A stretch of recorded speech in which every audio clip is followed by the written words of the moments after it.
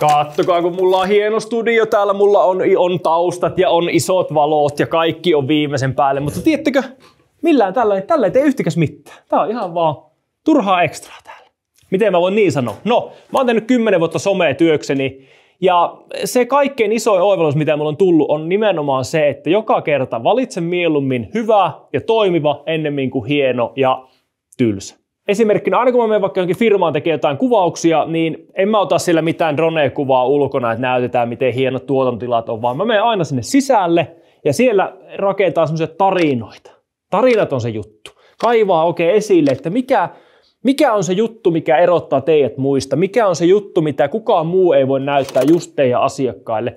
Mistä tulee se ammattitaito, intohimo, osaaminen, historia? Mitkä on ne pienet detailit, mitkä erottaa teidät kaikista muista? Jos olet parturikampa ja näytä valmiiden lopputulosten sijaan, miten siihen ollaan päästy, miten sä oot kommunikoinut asiakkaiden kanssa, minkälainen persona sä oot, koska se on pitkiä aikoja istua penkissä, jos personat ei kohtaa, joten tuo sitä esille. Jos sä oot joku käsityöläinen, näytä miten sä teet sen lopputuloksen ennemmin kuin pelkkä lopputulos. Näytä niitä, näytä kulisseja, näytä semmoisia asioita, mitä ihmiset ei ole nähnyt ja mitä ihmiset voisivat olla kiinnostuneita näkemään.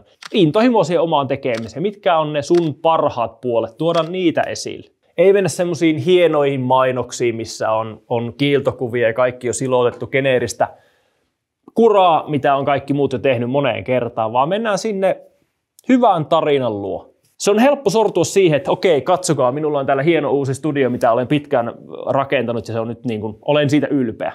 Kyllä, sitä olisi kiva näyttää, mutta miten asiakas siitä hyötyy? Se, että näytä mieluummin, mitä sä oot sillä saanut aikaiseksi ja miten se homma tapahtuu, mikä on sen sun filosofia kaiken sen tekemisen takana.